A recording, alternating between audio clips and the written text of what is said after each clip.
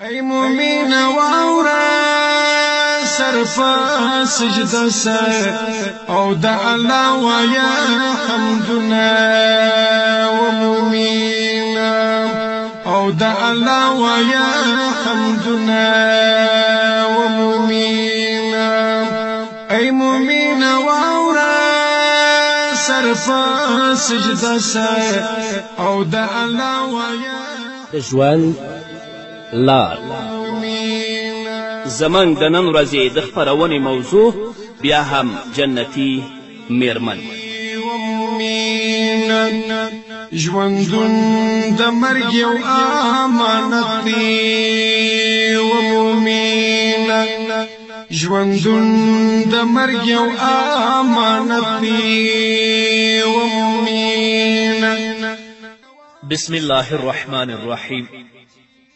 الحمد لله رب العالمين حمد الشاكرين الصلاة والسلام على سيد الأنبياء والمرسلين سيدنا ونبينا وشفيعنا ومولانا محمد وعلى آله وأصحابه الطيبين الطاهرين قدرمنو اوریدونکو د ژوند د لارې د خپرونې مینوالو السلام علیکم ورحمة الله وبرکاته ستاسو روغتیا او خوشحالي د پاک رب نه غواړم په دې هیله چې د صحت او عافیت جامې پر تن ولرئ او خوشحالي مو په برخه وي دا دی زه محمد یاسین فهیم د ژوند د لارې د خپرونې په وړاندې کولو کې ستاسو په خدمت کې یم زموږ د نن ورځې د خپرونې موضوع بیا هم جنتي میرمن درنو اوریدونکو امام نسائی او ابو داود د حضرت عبدالله بن عمر رضی الله تعالی عنه په روایت سره د نبی کریم صلی الله علیه وسلم یو حدیث را نقل کړی عن عبد الله بن عمرو رضي الله عنه قال النبي صلى الله عليه وسلم ما أخرجك من بيتك يا فاطمة قالت أتيت أهل هذا الميت فترحمت إليهم وعزيتهم بمصيبتهم قال لعلك بلغت معهم الكدى قالت معاذ الله أن أكون بلغتها وقد سمعتك تذكر في ذلك ما تذكر فقال لها لو بلغتها معهم ما رأيت الجنة حتى يراها جد أبيك حضرت عبدالله بن عمر رضی الله تعالی عنه فرمای چې نبی کریم صلی الله علیه وسلم فاطمة الزهرا ته وفرمایل کله چې هغه د بهر نه را روانه وه کور ته ورته یې ای فاطمې چیرته او د څه لپاره تللې وې فاطمة الزهرا محمد رسول الله ته وایي د فلانکي مړي د مغفرت او رحمت د دعا دپاره تللی وم د هغوی کور والا ته مې تسلي ورکوله محمد رسول الله ترې پوښتنه وکړه شاید ته هغوی سره قبرستان او هدیرې ته هم تللی فاطمة زهرا محمد رسول الله ته ځواب ورکوي په الله پناه چې زه قبرستان ته لاړه شم حالانکه تاسو نه مې هغه څه اورېدلی دي کوم چې تاسو د قبرستان په باره کې بیان کړي دي محمد رسول الله صلی الله علیه وسلم فاطمة زهرا ته وایي که ته قبرستان ته تللی وی نو جنت به دې نه لیدلو تر هغې پورې چې ستا د پلار نیکه لیدلی ګورئ خویندو او میندو هدیرو ته او زیارتونو ته په تلو باندې په خویندو باندې څومره لوی او سخت وعید دی چې محمد رسول الله صلی الله علیه وسلم خپلې نازولې لور فاطمة زهرا ته فرمایي که قبرستان ته تللی وی نو د جنت نه به محرومه شوې وی آیا د فاطمة زهرا رضی الله تعالی عنها په شان نیک سیرته ښځه چې د جنتي ښځو سرداره ده د محمد رسول الله د خبرې د اورېدلو نه وروسته دا کار کوي کله هم نه په بل حدیث کې هم راځي راوی د حدیث حضرت سلمان او حضرت ابو هریره رضی الله تعالی عنهما دي چې نبی کریم صلی الله علیه وسلم مونځ د مانځه نه پس د جومات نه ووته د کور دروازې مخې ته ودرېده نو فاطمة الزهرا رضی الله تعالی عنها راغله محمد رسول الله ترې پوښتنه وکړه د کوم ځای نه راغلې چېرته تللی وې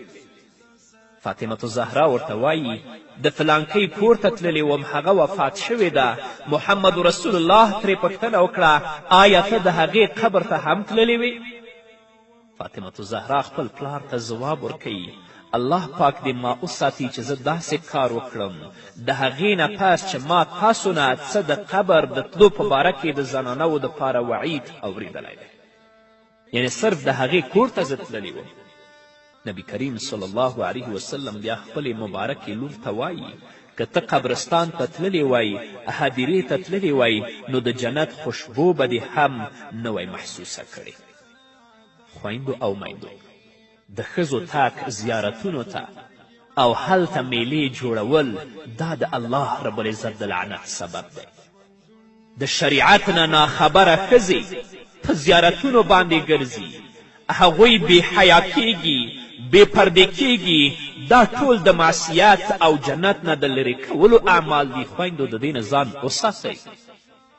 د دې په ځای چې تاسې په زیارتونو په هدیرو او په کوټګرو ګرځئ په خپل کور کې کښېنئ د الله طاعت و عبادت وکړئ الله به تاسو جنت ته داخلي کړي دا واورئ خویندو کله چې ښځه زیارت ته د تللو اراده وکړي نو د الله رب العزت او د فرشتو په لعنت کې ګیره شي او چې کله د ارادې نه پس اوزي نو شیطان یې د څلور واړو طرفونو نه ګیره کړي بیا چې کله هغه زیارت ته راشي نو د قبر د صاحب روح په دې باندې لعنت وایي څو پورې چې د دغه ځای نه دا وتلی نه وي ځکه کله چې پردۍ ښځې په بې پردګي او په بې حجابي کې هغه زیارت ته راځي هغه صاحب د قبر ته تکلیف رسیږي بیا چې کله د هغه زیارت نه دا ښځه ووځي د الله رب العزت په لعنت کې ګیره شي څو پورې چې کور ته رسېدلی نه وي په یو بل حدیث کې راځي دا حدیث صاحب د نصاب الاحتساب را نقل کړی د فقه اوچت کتاب چې کله ښځه زیارت ته د تلو په اراده د کور نه ووځي نو اوه آسمانونه او اوه ځمکې په دې باندې لعنت وایي تر څو پورې چې هغه کور ته راغلی نه وي او په بل حدیث کې هم راځي دا هم صاحب د نصاب الاحتساب را نقل کړی چې ښځه کله د کور نه زیارت ته د تلو په اراده ووځي نو د اوو آسمانونو او ځمکو په لعنت کې ګیره وي او د الله رب العزت په لعنت کې روانه وي او کومه چې په کور کې په ناسته ناسته مړو لپاره دعا کوي یعنې صرف د ثواب رسولو دعا کوي د کور نه نه وځي په زیارتونو باندې نه ګرځي نو الله رب العزت هغې کور ته د حج او د عمرې برابر ثواب ورکوي ګورئ خویندو او میندو که تاسو د کورونو نه وځئ په زیارتونو کې په بې پردګي او په بې حیایي سره ګرځئ او هلته سل قسمه شرکیات او خرافات کوئ د الله په لعنت کې راګیرې یاستئ او که په خپلو کورونو کې تاسو کښېنئ د دې ځای نه د الله رب العزت دوستانو ته خپل میندو او پلرونو ته دعاګانې کوئ الله رب العزت به تاسو ته د حج او د عمرې برابر ثواب ورکوي نو اوس تاسو خوښه ده خویندو زما رسول ول تاسو ته مې وویلې چې په زیارتونو ګرځئ بې حجابه او بې پردې ګرځئ چې د الله د لعنت مستحق شئ یا د کور نه دعاګانې کوئ په پرده کې چې الله تاسو ته د حج او د عمرې ثواب درکړي ګورئ خویندو زیارتونو ته په تلو باندې نه بلکې زیارت ته د تلو په اراده باندې هم ښځه د الله په لعنت کې ګیرېږي چې زیارت ته د تلو اراده وکړي البته په بې پردګي په فاسد لباس او په غلطه عقیده باندې د ځمکې او آسمان په لعنت کې هم ګیرېږي دا صرف په تلو باندې دومره وعید دی دومره عذاب دی که بیا د تلو نه علاوه بې پردګي وکړي بې حیایي وکړي ډول او سنګار وکړي ځان پردیو کسانو ته په زیارتونو کې اوروښي نو دا د لعنت له پاسه بل لعنت دی الله رب العزت دې زموږ خویندې او میندې په خپل حفظ و امان کې وساتي همدارنګه حضرت عبدالله ابن عباس رضی الله تعالی عنهما د نبی کریم صلی الله علیه وسلم نه روایت کوي چې رسول الله وفرمایل لعن رسول الله صلی الله علیه وسلم زائرات القبور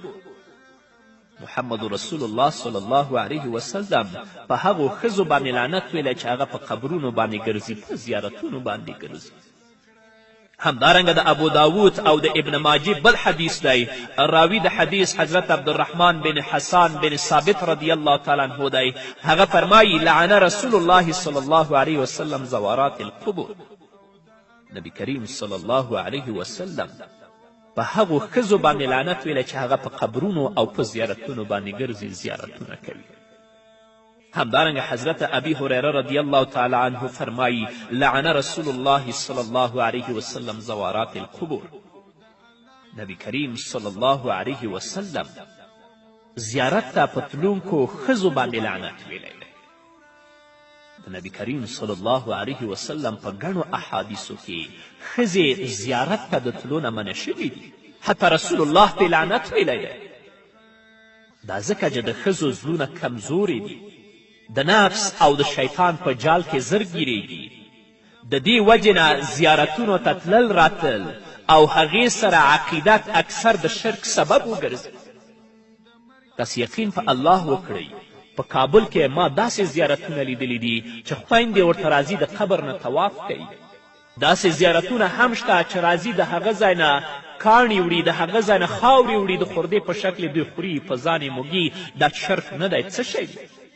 دا خو لا پرېږده چې په خپلو کورونو کې الواګانې پخوي او د نظر په نامه یې راوړي په زیارتونو کې تقسیموي. جنډې د دیوالونو او د دروازې ښکلول خو لا په ځای پرېږده، شمونه لګول خو په ځای پرېږده. نو هغه خویندې او میندې چې دا عادت لري چې په قبرونو او په زیارتونو باندې ګرځي، دوی د په دې باندې پوه شي چې د دوی د عفت، د دوی د پاکدامني او د دوی د پردې جړلې وتلي دي. داسې ښځې شرعي حدود بلکل ساتلی نشي، صرف یوه لوبه او یوه تماشا به جوړوي بس. د دې وجې نه د محمد رسول الله صلی الله علیه وسلم په احادیثو کې د ښځو د تګ نه منع راغلې ده چې ښځې د زیارتونو ته نه ځي، هلته دې ګرځي راګرځي نه. دا د لعنت باعث دی، په ښځو باندې نفس او شیطان زر غلبه کوي. د عبرت او نصیحت په ځای خواهشات د نفس په دوی کې زر اثر کوي. د دې وجې نه شریعت د زنانو دپاره د جمع مونځ مشروع کړی نه دی او کور کې د لوستلو حکم کړی او په دې کې زیات ثواب ښودلی، د دې لپاره چې دوی د نفس او د شیطان په جال کې راګیرې نشي. شریعت تا ته دا وایي چې مونځ په کور کې کوه، جماعت ته مه ځه. نو شریعت بیا تا ته دا اجازه درکوي چې ته بې حیا او بې پردې باندې ځه په زیارتونو کې ګرځه. او چیرته چې زیارتونه وي هلته د دین غل، د ایمان غل، یو کوډګر او یو مفسد تاویزګر هم هلته ناست وي. بیا دا خویندې او میندې چې په زیارتونو باندې ګرځي، ګوره چې دغه کوډګرو او دغو تاویزګرو څخه ناست وي، د ایمان جرړې هغه کوډګر او تاویزګر ترې وباسي. نور ولایتونو نه خبر نه یم، تاسې یقین په الله وکړئ کابل ته راشئ چې چیرته هندو او په نامه مسلمان د سړک په غاړه ناست دی، کوډې او تاویزونه کوي، ښځې به ورته ناستې وي. نه خویندو د الله نه وویرېږئ، د الله د حکمونو پابندې شئ. تاسو یو وارې د الله کلام ته مراجعه وکړئ چې الله تاسو ته څه پیغام لري. الله درته وایي وقرنا فی بیوتکن ولا تبرجنا تبرج الجاهلیة الاولی. په کور کې اوسه، د کور نه د جاهلیت د زمانې د ښځو په شان مه وځئ. الله درته دا وایي. محمد رسول الله صلی الله علیه وسلم په هغو ښځو باندې لعنت ویلی دی چې هغه په زیارتونو باندې ګرځي. محمد رسول الله تا ته وایي چې بغیر د یو شرعي حاجت نه ته د خپل د کوره مه وځه. نن چې ته په فاسده عقیده او فاسده لباس د کوره وځې، په زیارتونو باندې ګرځې، په قبرونو باندې ګرځې، د آخرت په ورځ به د جواب د الله رب العزت په حضور کې ډیر سخت وي. الله دې زموږ خویندو او میندو ټولو ته هدایت وکړي. په همدې هیله درنو اورېدونکو نور هم اورو، خو د یوې دمې نه مینه واوره عثماني فاڅه او د الله ویا حمدونه ومؤمنه. ای مؤمنه واوره سر په سجده سه او د الله ویا حمدونه ومؤمنه. دغه دی وخت د سعادت دی ومؤمنه. ژوندون د مرګ یو امانت دی ومؤمنه. ژوندون د مرګ یو امانت دی و مؤمنه ای مؤمنه. درنو اوریدونکو بیا هم زموږ سلامونه ومنئ.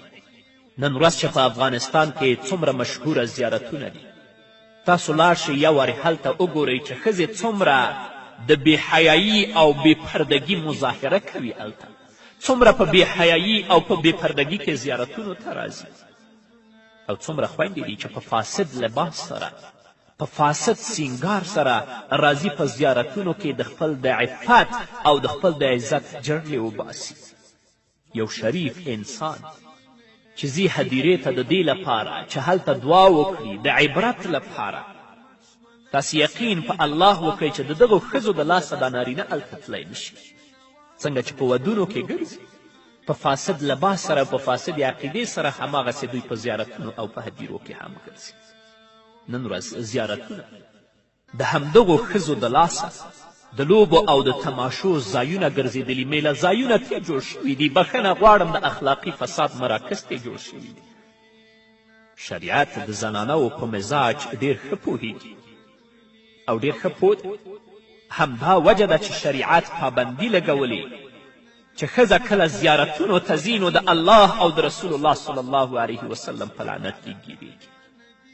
افسوس چې د جهالت او ناپوهي د وجې نه دا ښه کار او د ثواب کار ګڼي، حالانکه خپل ځانونه د دې په وجه دوی په جهنم کې غورځوي.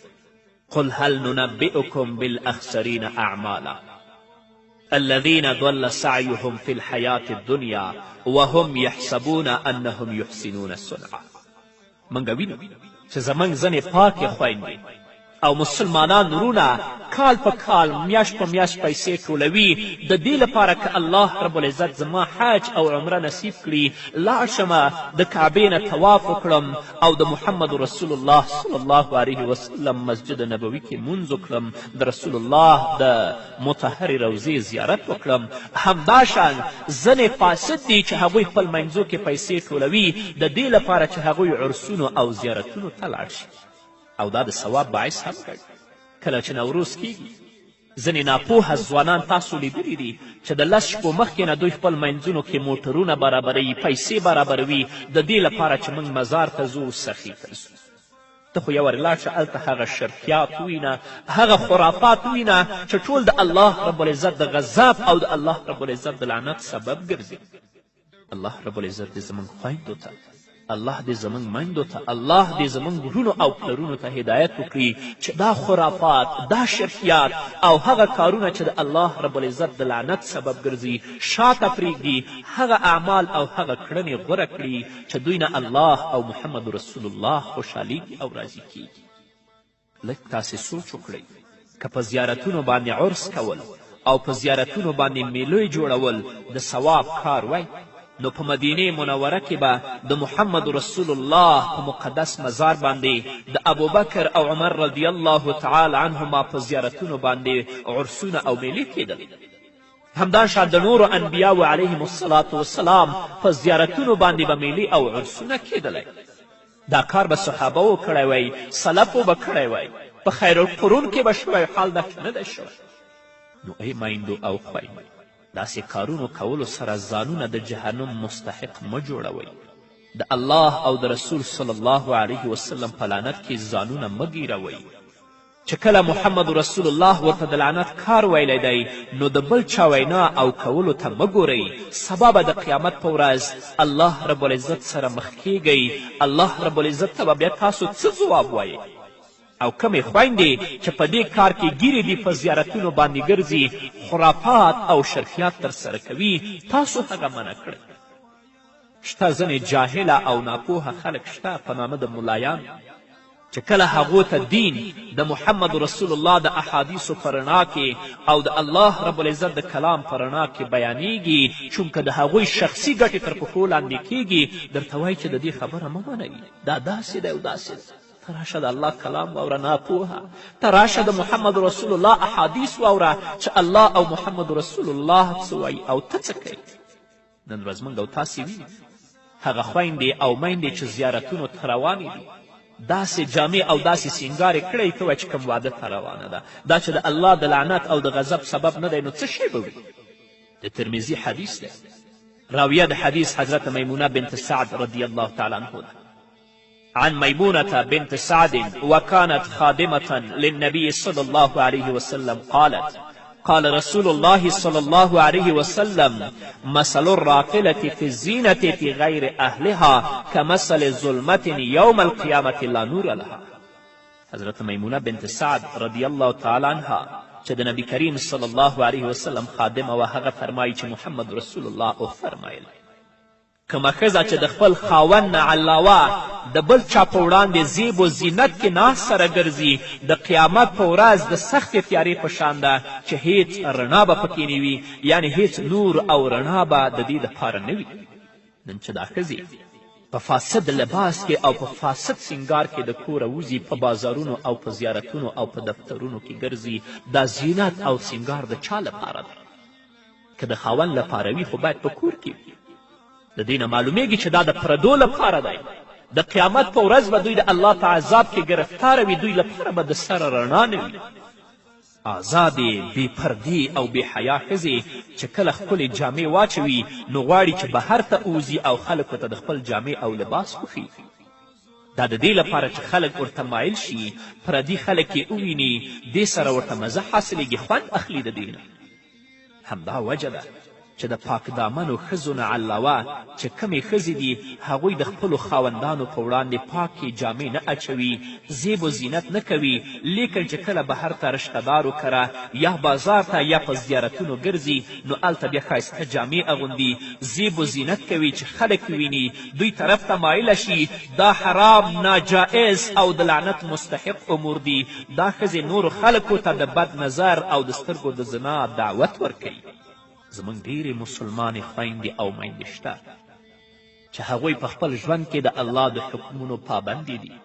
د محمد رسول الله د ویناو پابندې دي. څه چې الله او د الله رسول وایي هغه عملي کوي، په بازارونو، په دفترونو، په زیارتونو نه ګرځي. الله دې لا نور هم توفیق ورکړي. خو ډېرې داسې هم شته چې هغوی د الله د حکمونو نه باغیانې دي، د محمد رسول الله د ویناو نه باغیانې دي، ژوند په فساد کې تیریږي، فاسد لباس اغوندي، یا بازار یا زیارت یا دفتر، بل څه نشته. الله به درنه پوښتنه نه کوي ای خورې ای مورې راشه هغه ویناوې چې موږ د الله د کلام او د محمد رسول الله د احادیثو نه درته کوو، واوره په خپل ژوند کې عملي کړه. په دې کې ستا د دنیا او د آخرت کامیابي نغښتې ده.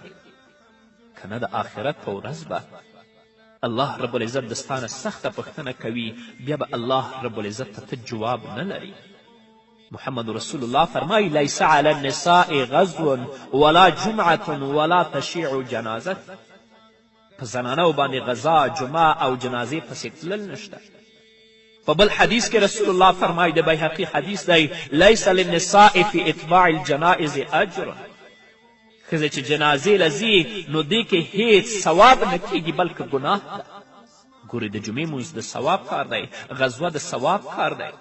د جنازې مونځ د ثواب کار دی. محمد رسول الله تاسې د دې نه منع کړي یاستئ. اوس چې تاسې وځئ په زیارتونو باندې ګرځئ، په بازارونو کې ګرځئ، آیا په دې کې به الله ته تاسو څه جواب وایئ؟ الله څخه به مسئولې نه یاستئ؟ الله دې زموږ سره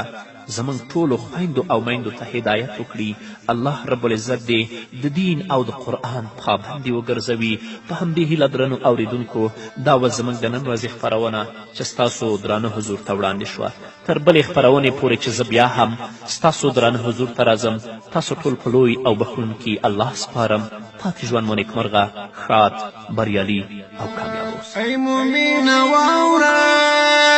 سر په سجده سر او د الله ویا حمدنا و مومینه دغه دی وخت سعادت دی و مومینه ژوندون د مرګ یو امانت دی و مومینه ژوندون د مرګ یو امانت دی و مومینه ای مومینه واوره پام چې ونکړي او امانت کی خیانتونه